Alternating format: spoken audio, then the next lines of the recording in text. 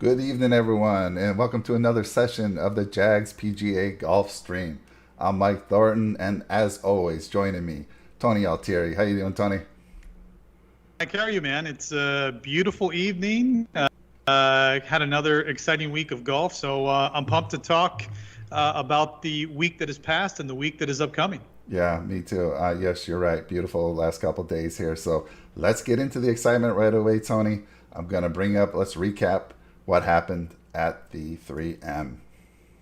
Well, it was first and foremost an exciting tournament. It was one of those where we had a number of guys coming down the stretch where we didn't know what was going to happen, who was going to win.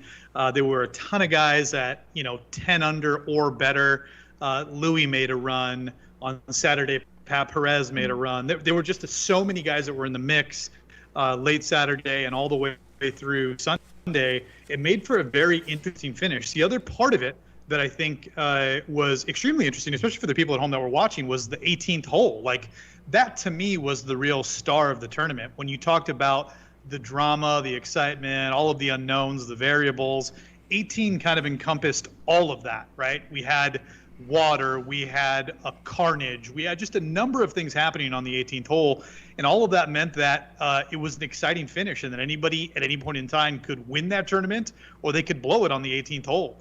The one thing that I would say all of us, again, got absolutely wrong, and this is 2 weeks in a row that we were dead wrong on this, and when I say the entire industry, me, you, Rick, was weather. We said, hey, it's going to be another score fest, no wind, no weather. It's just going to be a hit and giggle, and guys are going to light this course up. And it just wasn't the case. I think what we saw as the tournament unfolded was that weather was a major factor. Wind in the afternoons played a huge part. And the course itself, because of all the water, ended up playing much more difficult than in the prior two renditions that we had seen. So it was very, very interesting. And like I said, even up until the end, when Champ was on the 18th hole, I mean, it was high drama all the way to the finish of the tournament. Well, tell the folks though what that meant for you. I mean, let's get to the Well, exciting part another of it. victory, right? Yeah, I mean, I called it up front. It was one of my pre-tournament bets, and that was on Cam Champ. I just had a feeling the way that he'd been trending. One of the things that I had said early in the week, especially on Twitter, was that the leaderboard for this tournament would look eerily similar to what we saw at both the John Deere and the Rocket Mortgage, and it unfolded exactly that way. The guys that were playing well going into this tournament, because there weren't a number of what I would call massive issue holes other than the 18th, as it turned out, to trap guys or to throw big numbers out there. And what we ended up happening is Champ was there. He was there all week. He played fantastic. He was 100-1 going into the tournament, which I was lucky enough to grab as my number. And he pulled it out despite hitting a terrible tee shot on the 18th, having to chip over trees, have his fourth shot into the green. He had two shots to win, but I mean, there was a ton of drama because of pin placement, because of wind, because of water, all these different things. It made it very, very difficult for him. But, he stuck it to about 2 feet and then drained the putt. And ultimately, that was enough to come home with the victory and enough for me to cash again. 4, I think, out of the last 5 weeks, if you include Rick's win that he called on the Barbasol with Seamus Power. That's 5 out of the last 6 weeks we've hit a winner on this show. So I'm really excited. In terms of the model, the way things worked out, if you look at the model, one of the things we talked about was how important off the tee was going to pull the water that was out there. And when you sorted the model by strokes gained off the tee, it was almost the top of the leaderboard. Cam Champ, Johnny Vegas, Keith Mitchell, so on and so forth. Those guys just showed up. Mav McNeely, right? All of those guys were in the top 15. All of those guys were in play down the stretch late into the tournament. So, again, very happy with the modeling. Very happy with those of you that tailed Rick and I this week that picked up on a Cam Champ. I got a number of folks reach out to me, whether it's text messages or emails or on Twitter, to tell me that they tailed us this week and they also hit a Cam Champ ticket. So I'm excited about that. I mean, you should be excited, Tony. 100-1. Are you freaking kidding me? I mean, I know. it's you've hit some bigger bombs this year. I mean, you've hit some hundreds and 100 plus Yeah. this past year. So Unbelievable. Before we go a little deeper, Tony, into the upcoming Olympics, I kind of want to ask you a question. So one of the questions I get from some of the Jags fans that we have, and we have a ton of them, trust me, they hit me up and they say, "Hey, I love listening to you and Tony. You guys give us great data." And when Tony puts his card up there, he usually throws about 8 or 9 guys on his card, and 5 of them are on the green, meaning they have lower odds, better probability of winning. And then you throw some bombs out there, higher odds, less probability of winning. And they ask me if I wanted to start dabbling in this a little bit, just trying it out. What does that look like? When I see Tony's card, I'm thinking, oh my God, do I got to drop a lot of money each week? I mean, I'm looking at, let's say, Tony, I had $100 to start with. I mean, does that work for this? And the second question I get is, where do I go to place these bets? I mean, do I go to the local bar and call Vinny, and Vinny comes out from the back room and he takes my name and my bets? Yeah, I wouldn't recommend that method. Where can I go for these bets? So talk to me a little bit about that, Tony. How can people, does $100 work? Let's start with that. Yeah, so there's a number of reputable sites. It depends where you live and where you're betting. In states like California, there's no local betting. There's no sports book that we can go to and go and place these bets. So we have to rely on online sources. So there's a couple out there. There's Bovada. There's Bodog. There's also BetAG, which is the book that I use. So there's a number of options for you out there if you're looking to place bets. And it's as simple as having a credit card. Now, where it gets, you have to be willing to work with the book's options for how they disperse payment. And, for me, I really like the way that BetAG does, because it allows me to dump into crypto. So do your homework, find a site that works for you. And I'm not endorsing any of them. Some of the guys in different states, they actually have legalized sports betting. And so you can go online to a place like DraftKings or FanDuel or Will Hill and place bets online without having to do it offshore like the way that I do it. But most of the sites that are out there, they're really good in paying. It's almost instant as soon as the tournament's over. If you have a credit card and it's a reputable site, easy to do. In terms of like the amount of money that you're spending, none of that really matters. I mean, if you're betting a guy who's 20, 30 to 1 and you place, $10 on him, it's a $200 or $300 payout. So your ROI, or your return on investment, is really, really high. So I don't think that you need to necessarily go out and spend hundreds of dollars each week in terms of how you're placing bets or how much money you're putting out there, because it just takes a couple. And I started the same way. You know this because you've been part of my transition from DFS to betting, in that I started out doing like $50, $100 on a couple guys. And you quickly learn that, having a card that is anywhere between 6 and 10 guys gives you some coverage across the board. When you're talking about a field that has anywhere between 120 or 150 guys, it's still extremely difficult. And what you don't want to get caught up in doing is placing too many bets. So what I try to do is I try to go out and figure out where there's value. It's something that I've mentioned here multiple times on the show. Find guys where the number looks wrong, right? Where you look at that number and you go, that guy's not a 28 to 1 in this field. He should be more like 15 to 1 or 20 to 1. Find value in the field.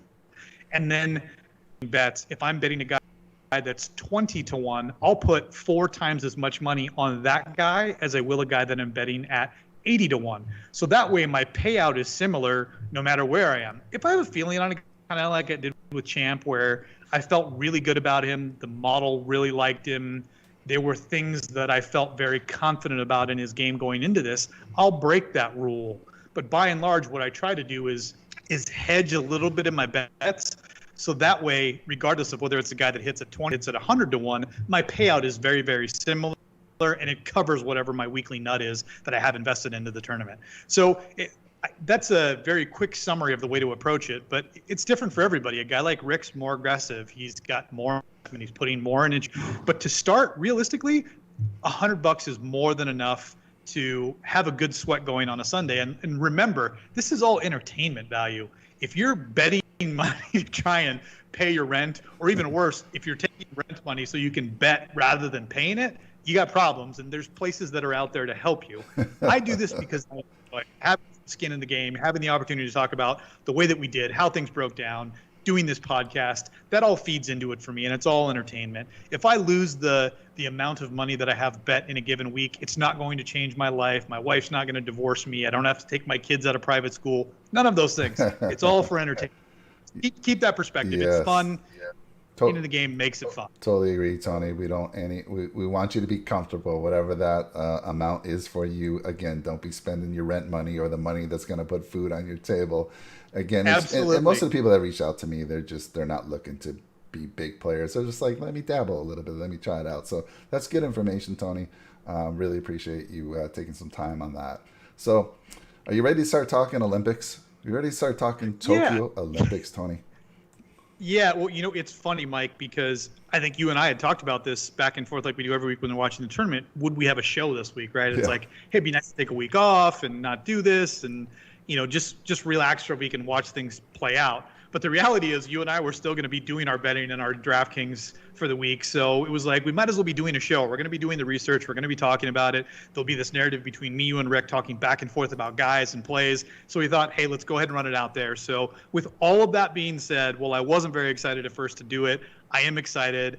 I think it provides a unique opportunity, especially with the number of guys in the field this week, because we don't have 156 guys playing. We've got basically less than 60 guys in the field, and so there's some pretty good opportunities out there. Yeah, I'll be interested to watch the show tomorrow because I've never done well at all on DraftKings with no-cut tournaments. So I'll be looking to get some information from Rick. He usually provides some good information to help me out with my lineups. So very interested in that. All right, Tony, should we start let's talk about the course and some key stats, and if we have anything from that course, let's talk about it a little bit. Yeah, so the big unknown this week is the course, right? One of the narratives you're going to hear, whether it's our show or others, is the fact that there hasn't been a professional level tournament played at this course in, 20, 25 years. The last events of note were both amateur events, coincidentally, that Hideki Matsuyama won both times. So the course has also undergone a massive redesign in 2016, which was done by Tom Fazio and his son Luke, where the course, because of where it's located, the greens are susceptible to damage. So they have one set of greens that are played during the winter and one set that was played during the summer. Now with modern technology and greenskeeping and all of those things, Fazio's design, he's combined the green sizes. He's transitioned from what was, I think it was Rosaya green or something strange like that, to now bent green, not fairways, but greens. And we're going to have larger than normal greens, or larger than what the guys are used to seeing on tour in this tournament. So the course itself, in terms of the integrity, the layout, is not much different than what I would call your typical Northeast design, where it's like almost like a parkland. It's tree lined. There's a lot of bunkers, but what you see is what you get. There's not a lot of massive undulation, but the course is long. It's a par 71. It's going to play anywhere between 7,400 and 7,600 yards. I think two of the par 5s are over 600 yards. A couple of the par 3s are well over 200 yards. And I think we have multiple par 4s, I think 3 or 4 that are over 500 yards. So the course does have some length, does present some challenges, but for the guys that play on the PGA Tour and even the Euro Tour to some respect, it's not going to be anything that's going to be supremely challenging. What is different compared to where we were in 2016 in Rio is that course was made specifically for the Olympic event. This course has been around as one of the oldest courses in Tokyo, and it has a lot of history and tradition wrapped into it. We won't have any fans because of the COVID protocols at the Olympic Village and at the course, so it will be much like we saw during the pandemic level golf, where there were no fans. Things were quiet. It was weird first. Excuse me. And so we know that benefits some guys, particularly guys like Hideki Matsuyama, and there were other guys who were very vocal about the way it was difficult to adjust, like Rory McIlroy, with no fans out there. So key stats for the week based off of all the narratives around the course. Approach, which is always super important, will continue to be. I do believe because of the length and because of the bunkers that are at play on the course, that off the tee will be probably the most important stat of all of those. Ball striking as usual, which encompasses basically many of the things that tee to green does, but throws out the around to green game and putting. Opportunities gained will be extremely important, regardless of whether you're on the fairway or off. Can you put yourself in position to score? And then one that's not on the list, but will be important, it's something that you and I talked about, is proximity, right? With such large greens, hitting an approach onto the green in regulation will not be as difficult as it typically is. So putting the ball in close proximity will be extremely important for the guys competing in the Olympic event. Yeah, that makes total sense, Tony. I think let's see here. If you for those watching live, I think there's a few. If we're watching this, there's been some little audio glitches on your side, Tony. So I might be switching to slides a little bit more than I do. So that's why. If you guys are wondering why I'm doing that, anyhow, it's been pretty good, Tony. So let's keep going. I think let's roll right into the key stats ranking, right, based on your model. Yep. So, we don't have any course history because this isn't a course that's in regular rotation. We don't have really an event history that we can lean on. We can go back to 2016, but the field is much different on a completely different course.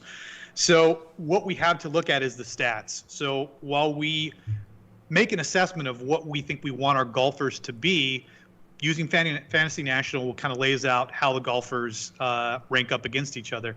And as you can see, with many of the guys like Jon Rahm, like Bryson DeChambeau, opting out of the Olympics. Obviously, both guys had positive tests for COVID, so they couldn't show up anyways. But the field is very, very limited. Really and truly, there's probably about 15, 16 guys who have a legitimate shot at winning this tournament. And probably the best equipped guy in the field is Collin Morikawa. So there's no surprise that, according to the stats, off of the way that he's performed, he would rank the highest. You look across the board, really in almost every single one of the metrics that we talked about, excluding strokes gained off the tee, he is number one.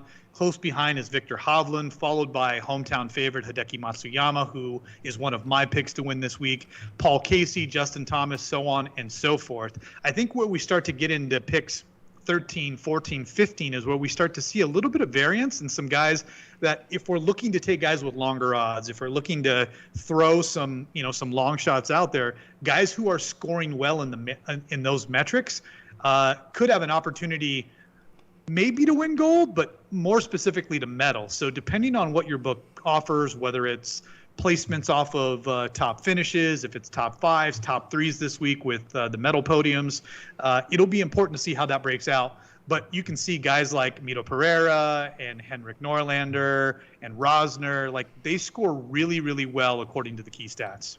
Yeah, I already see a couple that are piqued my interest as far as DraftKings. Again, we'll wait for till tomorrow to get into that. But yeah, I like what I'm seeing here. It feels like, Tony, it'd be a good opportunity this week to hit again, I'm hoping, but because you have a smaller pool to choose from, I gotta see stats, and there's guys that just are head and shoulders.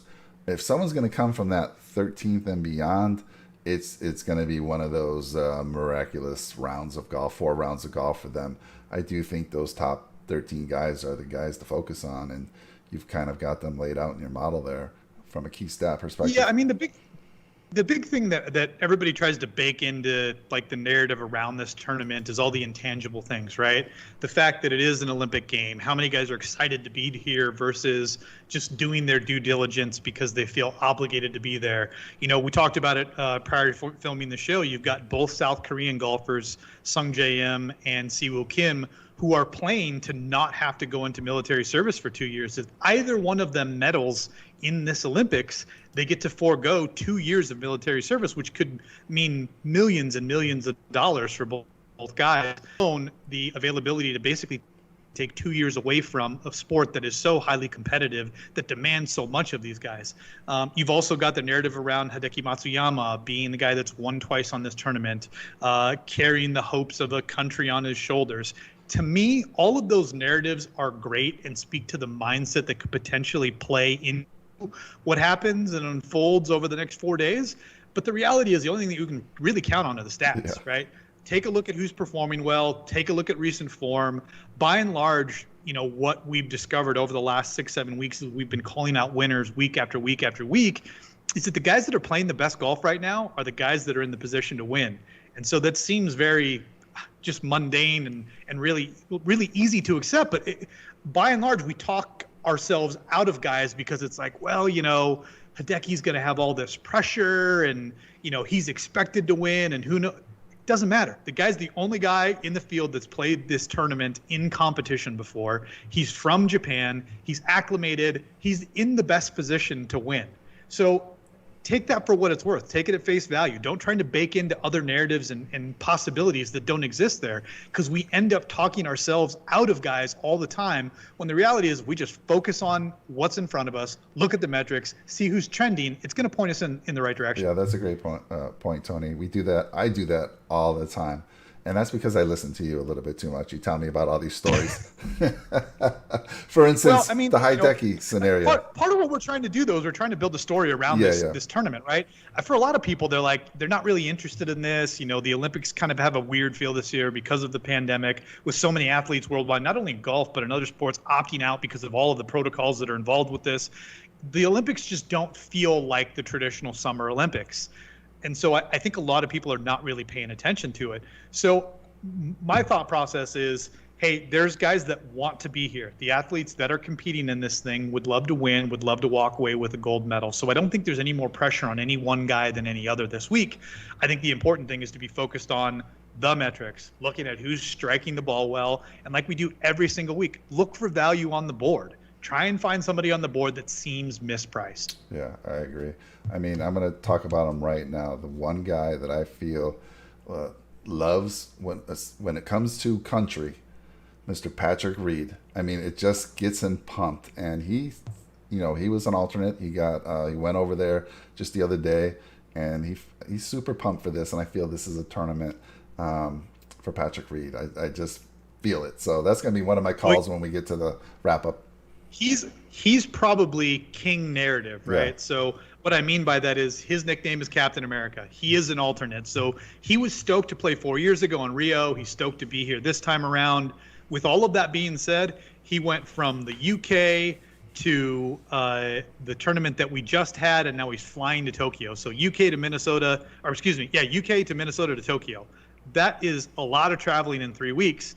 On top of that, he is the only golfer in the field, maybe other than Johnny Vegas, that will not be arriving until Wednesday before the tournament. So the first time he steps out on that course will be when he hits his first tee shot off the number 1 hole. So that does present him with somewhat of a disadvantage compared to other guys like Hideki Matsuyama, who've been there for a month and been playing this course over and over again, learning the subtle breaks, understanding the breezes, finding the sight lines out there. So while I think Patrick Reed is very capable of winning this tournament, he does have some of the narrative disadvantages that you may not want to buy into this week. I'm not listening, Tony. You just told me a little while ago, don't listen to these stories, but I mean, you're right. That does make things a little difficult. He's going to be tired, but I know he's Captain America. He's going to find that. He'll take that first round, and that'll be where he's getting most of his information, and he'll just try to stay in it, not do anything too crazy, learn the course, but then rounds 2 through 4, look out. Anyhow, that's my call. And that's a great point.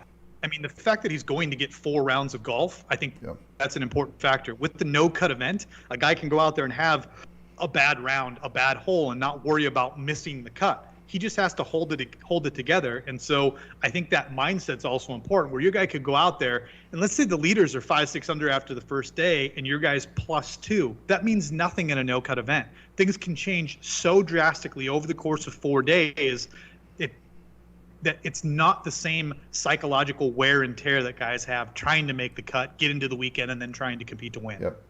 All right, Tony, let's get to the odds.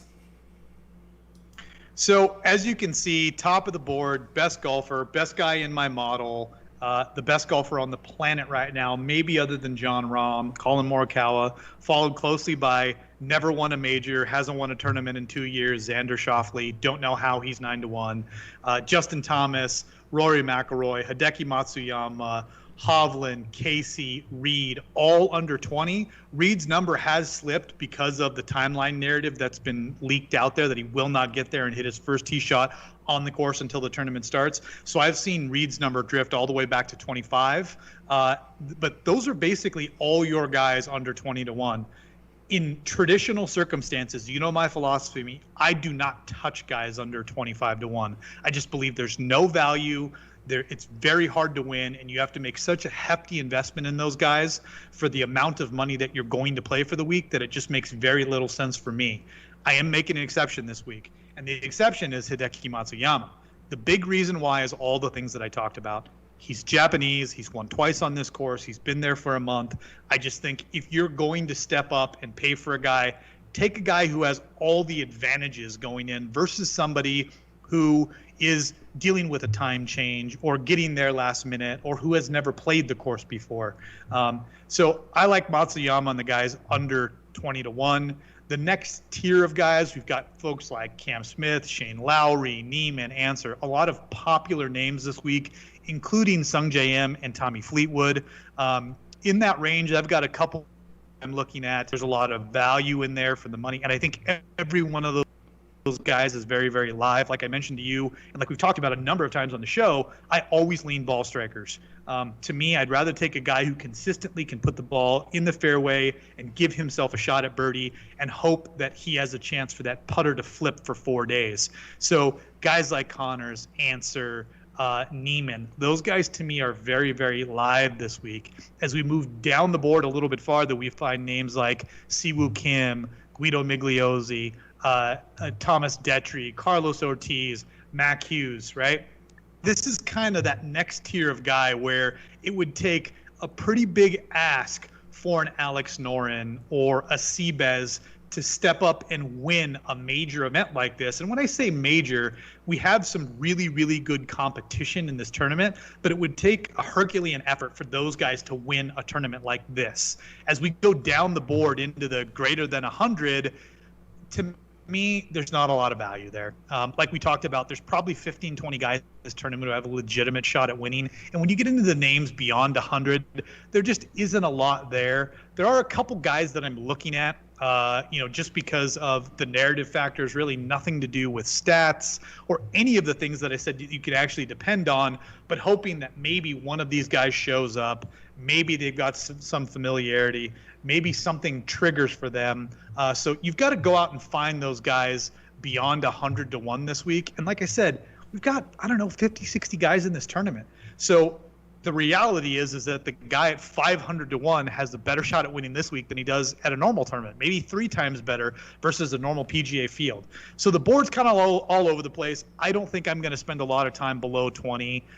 Probably the majority of my cards going to end up being in that 25 to 50 range with a few what I would call longer shots. Maybe not traditional bombs, but guys that I think have some upside. There are some stats that, for me, catch my eye and make me think there's an opportunity, especially when we talk length off the tee.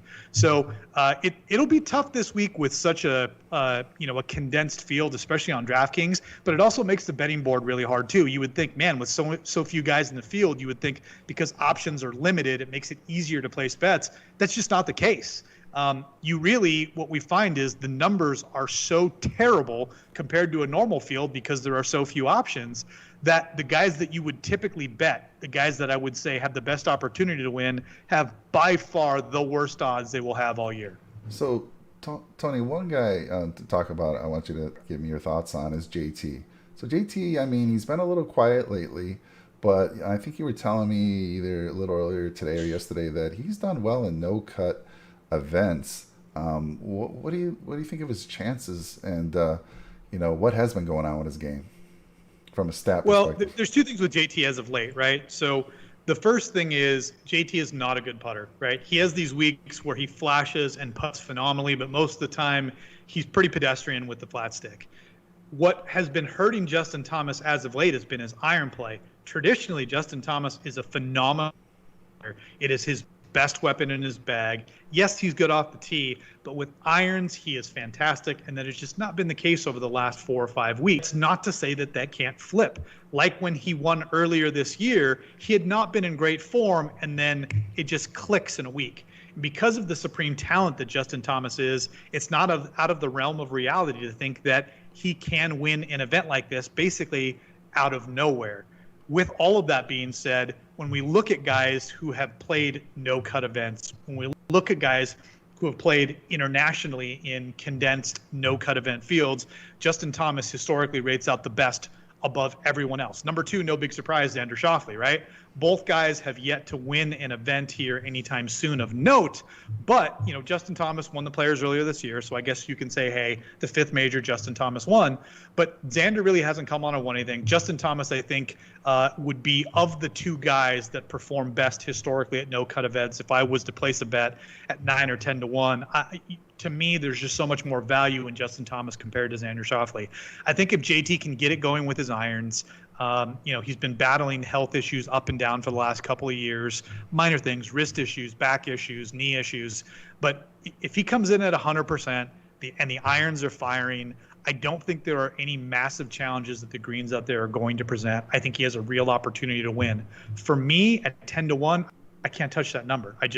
Regardless of how good he is, I would have to invest so much of my weekly number into him to make it make sense for me. I just can't get there. Yeah, I totally understand, Tony. But yeah, it'll be interesting. I'd like to see him do something here, and I think this is where we might see him show up again.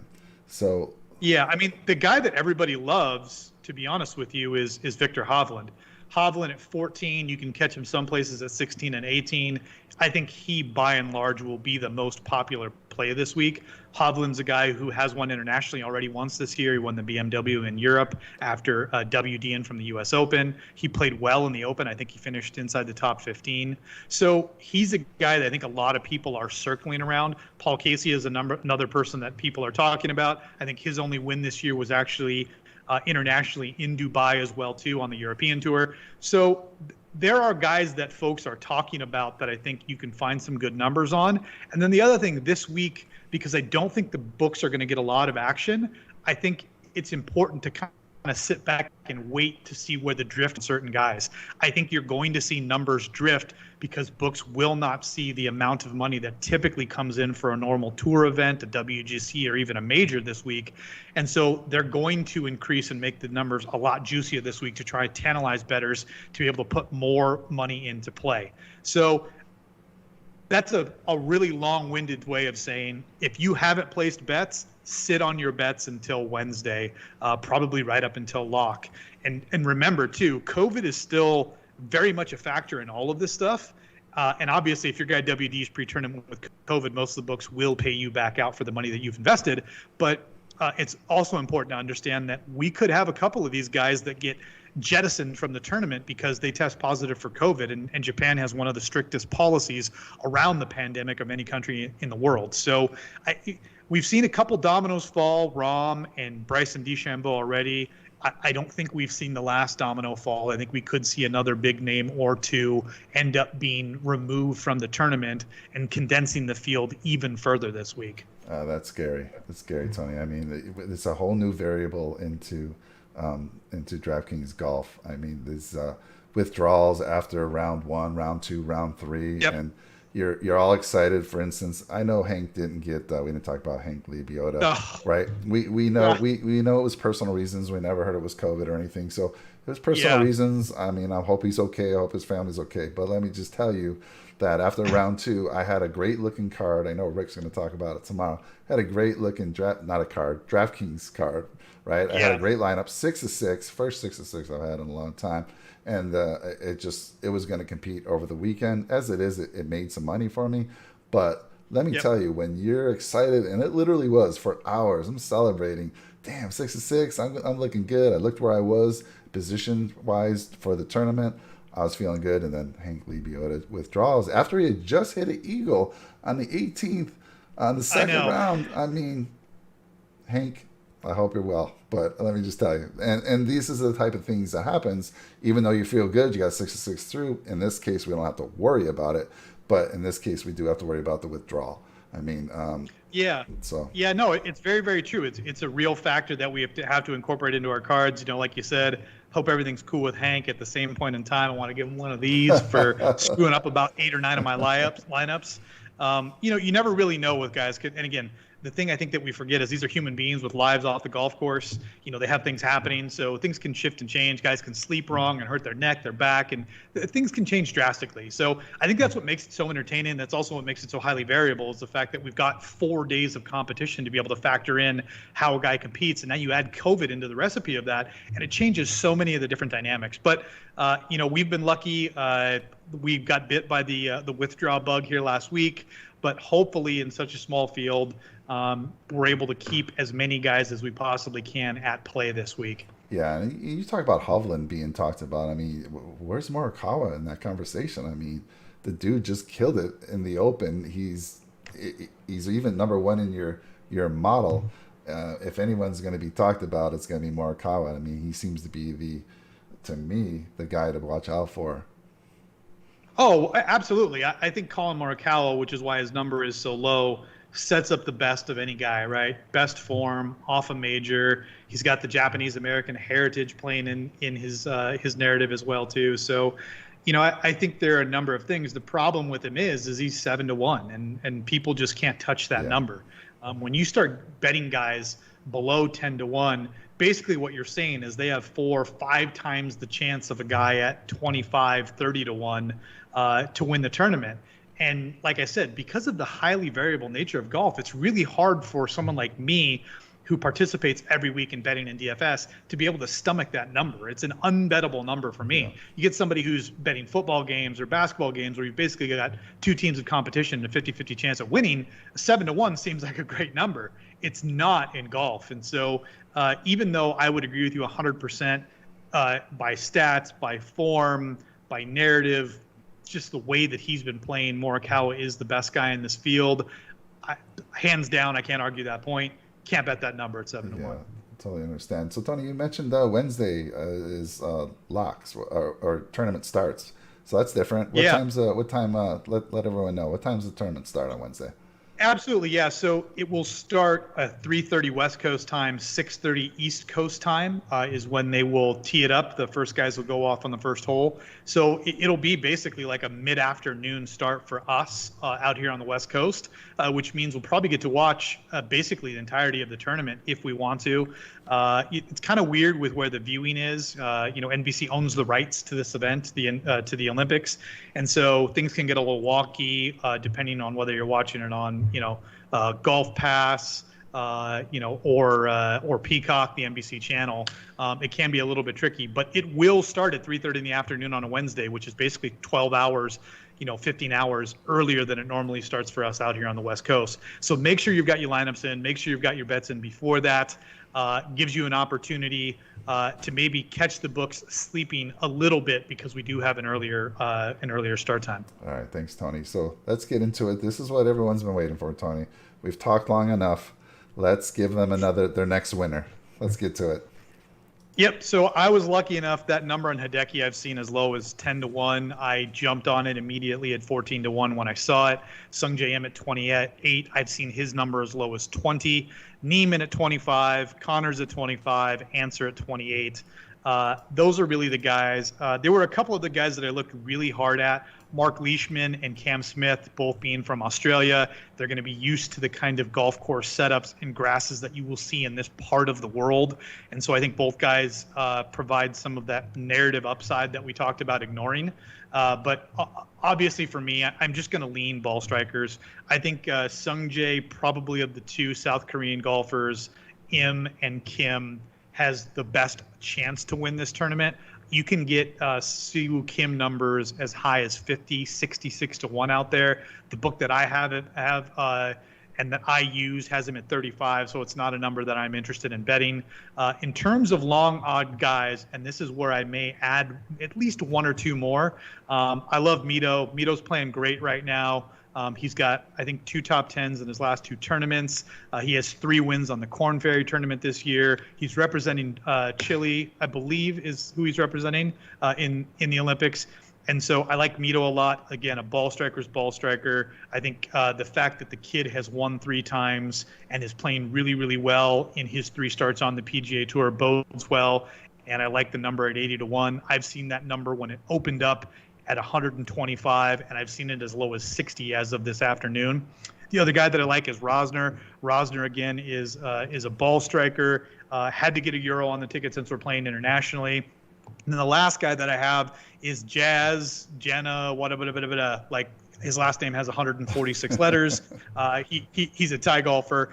Most guys know Jazz because he's competed in a lot of majors and WGCs and big tournaments. He's flashed form at majors before. I think, again, that the narrative around him being a Southeast Asian golfer, being used to green complexes and course setup, having comfortability with not only the climate but the time change, I think that all is in his favor. And at 151, I think it's fantastic. I've seen that number drift up from where I hit it all the way up to 200, so I may jump in again. The last guy that I'm going to add that is not on this card, and I actually have already added, is Thomas Pieters. I talked about off the tee and length being important this week with the course playing longer. Thomas Pieters is a guy who in 2016 in Rio finished fourth, just finished medaling. He was a young guy at that time. Here we are 4 years later. He's still representing Belgium. Him and Thomas Dietriar, both guys set up very, very well for this course because of their length. And I think Pieters is a guy, when he plays with a chip on his shoulder, he is one of the best golfers on the planet. And at 80 to 100 to 1, I think I snagged it at 85. That to me is a very good number, and a guy who has a legitimate chance of winning this golf tournament and coming home with a gold medal. So that's my card this week. I don't imagine that I'll be a very heavily invested. Like I said, Decky at 14 to 1 has most of my with his win, but I'm pretty evenly dispersed across the board. And we'll see in what is a very odd tournament compared to what we've seen the last few weeks, if we can come home with another winner. Yeah, let's hope so. And I'm feeling it, Tony. You're on a roll here. So the thing that I like Mito. I mean, he is actually 15th overall in your model. Yep. And a guy that I'm surprised that you didn't bet because you talked about him earlier to me, is Henrik Norlander, who's 14th overall in your model. And I'm not seeing the odds on him real quick. I'd have to switch back to the slide. But what are the odds on Henrik? Yeah, so Norlander, and he has drifted as well, too. He opened up at 125 on my book, and I've seen him as high as 200 out there. Wow. Norlander is a guy. He is a ball striker. He's a terrible putter. Earlier in the PGA year, he played really, really well. I mean, I saw his number as low as 60 to 71 during the course of the year. He was in the conversation with guys like Cam Davis early on in the season. So, Norlander is a guy who could show up at a place like this. And at 200 to 1, when you're talking about an investment on him, you throw $5 on him, he hits, you won yourself $1,000. Yeah. So guys like that have an opportunity, where there's other names at similar odds have absolutely no chance at all. Realistically, I don't think Norlander will come home with a gold medal. When I put him up against a guy like I mentioned, Thomas Pieters. Pieters is just a much better name and better golfer than he is. But it's not outside of the realm of potential possibilities. So Norlander, if you're looking for a way deep bomb, and I'm talking a guy 150 to 200 to 1, he is a guy that I think may have a shot. The other one, which is somebody that I talked to you about before, hasn't been playing very well, but a guy who has won on the PGA Tour, has flashed some form as of late, is CT Pan. CT Pan had been playing pretty good up until he left to go and play and get ready for the Olympic tournament. If I pull up his stats here on Fantasy National, nothing too great. He's basically missed 3 cuts coming into this. So, he missed at the Open, missed at the John Deere, missed at the Travelers. But prior to that, he had made, I think, 4 cuts in a row, with his best finish being at the Wells Fargo, where he finished T18. He also had finished in the top 30 at the Palmetto. So there's an opportunity for a guy who, again, Southeast Asian golfer, some familiarity with climate and course setup. He could probably medal. Do I think he's going to win? No. But if you've got a book that's willing to offer you places or medaling out there, CT Pan's a name where a guy, I wouldn't be surprised if he walked away with a silver or a bronze in a field like this. So what's got you so high on Pieters? I mean, I'm looking at him. He's 24th in your model. It doesn't look like we have much course history, and I haven't heard much of him over the past few months. Where's he been? Where's he been playing? And what's got you so high on him? Yeah, Pieters is a guy, like I said, a few years ago, he was, one of the hot young golfers in the world. What kind of was the springboard for him was the last Ryder Cup. You know, he was really the difference for Team Europe when that tournament was played here in the United States, which I think was two Ryder Cups ago. So he's a guy that has a great pedigree. You're right. He hasn't been in form.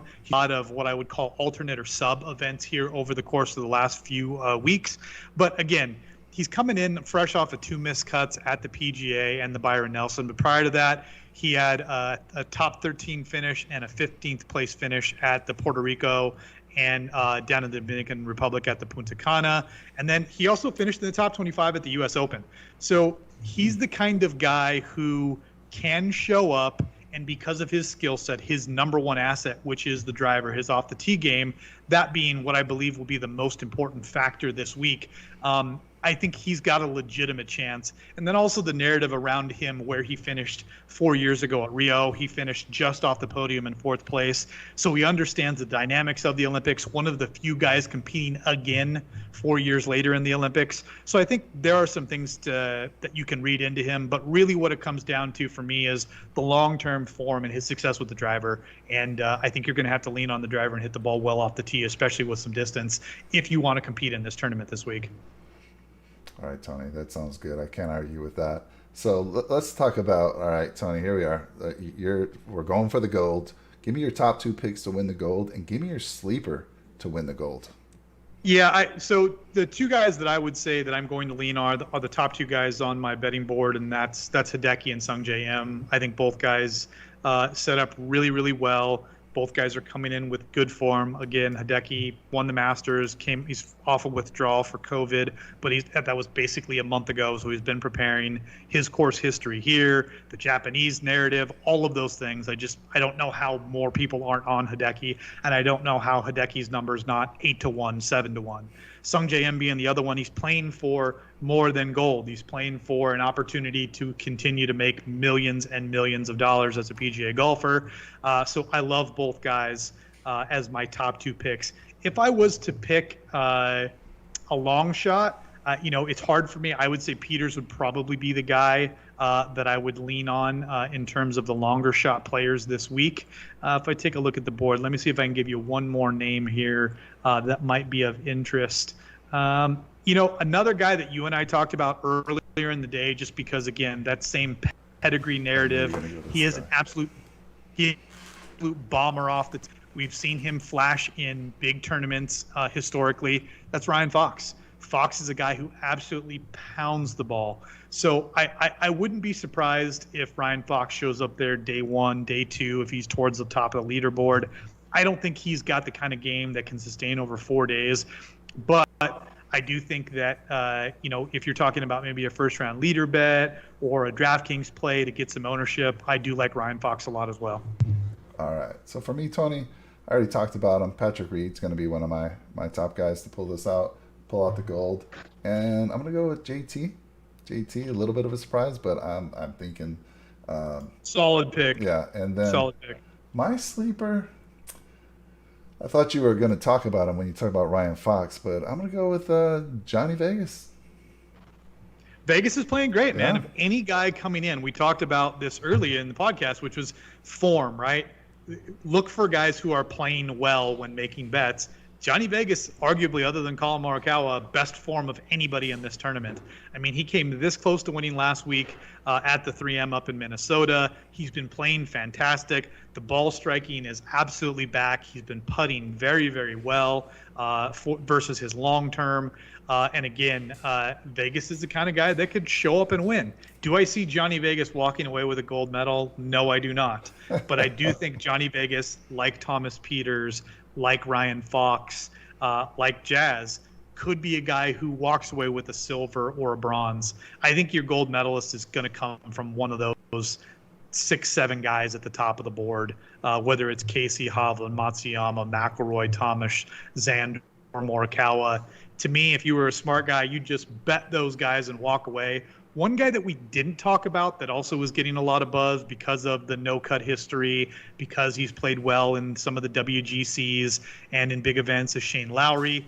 Shane Lowry has also been playing fantastic. His ball striking versus his historical numbers are the best of his career. He's putting the ball well, as he always does. He's a master with wedges. And in terms of, being able to manipulate flight and control the golf ball, maybe one of the best guys in the world. So Shane Lowry is another guy. You're not getting much of a discount on his number at 20-1. You can find Shane Lowry in WGCs at 3 times that number. I can't go near it at that number. But he is another guy to keep your eye on. And then the last guy that I'll just kind of throw out to you, because he's been very, very quiet, is Tommy Fleetwood. I mean, you talk about a ball striker, you talk about a guy that shows up in big spots. I mean, Fleetwood he's that guy.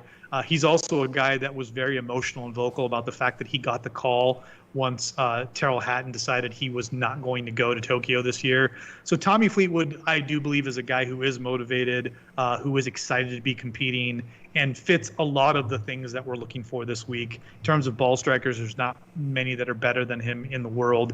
And you can find his number, even though in my book it's 28, I've seen numbers as high as 45 or 50 out there. So depending on where you're placing bets, I think you can find good value on Tommy Fleetwood. Yeah, I mean, but the thing is, Tony, he doesn't win. He doesn't win. So, I mean, neither does Tony Finau, but that doesn't stop me from betting him. Neither does Xander Schauffele. It doesn't stop me from betting him. It's crazy.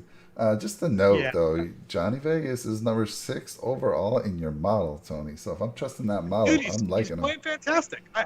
I love Johnny Vegas. I looked really, really hard at the number. It's still at 66, 70 out there, so there is value on it. Like I said, I can't imagine a world where Johnny Vegas wins a gold medal. It's not to say that he can't, but I just, in my mind, I can't see it happening. Come Sunday, if he walks away and he's on the podium and they're, spraying him down with crude oil and playing the Venezuela, national anthem, whatever that is, good for him. I can't get there with Johnny Vegas. If he takes home the gold, Tony, we're gonna have to get on Sunday night or whenever. It's actually Saturday, right? Sunday afternoon, right. Man. We're gonna have to go on live and talk about this. So yeah, it'll be prime time for us. It'll be like 8:30, 9 o'clock at night, man. We'll be watching this thing close out. Maybe we'll get a playoff like we have in every other tournament that we've had this year. But it'll be interesting, man. There's a lot of good golfers in the field. There's a lot of guys that pique some interest. There's some young guys, but realistically, I mean, if you were really, really sharp, you just take your money and bet the top 7 guys in here, because the winner's probably going to come from that field. Agree. Okay. So Tony, we got a lot of exciting things scheduled this week. I mean, tomorrow we got our DraftKings show with you and Rick. That's been a very successful show. This will be the third week in a row that we have it going, and I'm looking forward to it. Rick brings some great information. I love his ownership projections, which have been spot on, and I've been using that to get some leverage on the field. It's been helping me. Again, I used his information, put a 6-6 lineup through until Hank decided to bail out on me. So super excited about that. You don't want to miss that show. Tony and Rick bring a lot of great information, especially if you're doing the DraftKings thing. Rick will also share his bets tomorrow as well. So good stuff there. Wednesday, brand new show for us. I mean, it's a once a year thing anyway, but still, we're going to have Rick and a special guest, a friend of his, Chris Caldwell, join in. We're going to do a fantasy football show. So super excited about that. Who doesn't like to play fantasy football? So Tony and I were big in fantasy football as well over the years. We usually compete in the same league. So I'm super excited about that one. They're going to bring you some good information, just like all our shows. So tune in for that one. That's scheduled. That's going to be Wednesday at 7 p.m. Tony, closing thoughts for you? Yeah, a lot of things happening on the Nickel City Mafia Network. Kudos to you, Mike, for putting this all together, all the hard work. You are the sole producer of all these shows, so I appreciate everything you do each and every night that we put this together. And for those of you at home that are watching this and consuming this, if you guys want more information, follow us on Twitter. It's at DFSJAGS on the Twitter box. If you guys want the models that we're talking about, the things that we put together every single week, whether it's mine or Rick's, you want copies of our cards, understanding, where we're placing units, all those different things, shoot us an email. It's dfsjags@gmail.com. Feel free to comment. Mike has been great about updating the comments, using that as a sounding board for folks. And we've had a number of people reach out, ask us questions. Don't be afraid to reach out and hit us up. We're more than happy to communicate with you guys. This is something that we really enjoy doing. It's not a full-time job for us. We've just had a lot of success here 7 weeks since we started doing the show, and I'm hopeful that that continues. But I hope everybody's getting as much enjoyment as you, me, and Rick are out of this whole process, Mike. And thank you so much for setting it up, dude. Yeah, anytime. I totally enjoy it. You two guys are a pleasure to work with, so love it. I forgot to mention Nickel City Mafia, as you mentioned. We stream live on the weekends and talk all things Buffalo. And we've had 2 great sessions back to back with my dad talking about the Buffalo Sabres. Next week, we're going to get back into the Bills a little bit. I haven't scheduled that yet, but you'll see that coming up soon. So good stuff. We're just throwing a lot of good content out there for you guys. And please, we don't ask this very much, but, give us a like, add a comment, and subscribe if you would. We'd greatly appreciate it. Absolutely. Tony said, there is time and effort put into these for you guys. Again, we enjoy it, but, we'd love to get a little back from you as well. So appreciate all you guys. Tony, sorry, I didn't want to cut you off there. Oh, no, you're good, man. I was going to say, nothing makes me happier than when a guy reached out to me and said, hey, I tailed you on Champ, and I won $2,500 last week. So that makes me happy that other people are winning. It validates what we're doing, the process, everything. So like I said, we've been handing out winners here 5 out of the last 6 weeks. If you want to make some money, if you want to have some success, if you want to have a sweat on Sunday, follow us, man. Make those bets, ask the questions, get the models, all those things. Follow the content, because we'll just keep pumping out shows. And don't be afraid to ask a question. Yeah, some of our friends, Tony, they were kind of worried that you're going to start charging because of all these I know. wins. You start charging for this data, but no. Yeah, we've got a few dozen people that I put together my weekly email newsletter out with my model and all my breakdowns and descriptions and course breakdowns. And that was the running narrative is, okay, when are you going to start charging for this? Because you keep hitting winners. So I have no plans to charge, but if anybody wants to pay me, I'm more than happy to accept cash. I'm more than happy to throw out my Venmo out there if anybody feels generous. We'll leave all that information in the description. Funny stuff. Thanks, Tony. Hey, listen, I look forward to seeing you guys tomorrow night. So you have a great one, and we'll talk tomorrow. Everyone else, see you tomorrow, hopefully. Sounds good.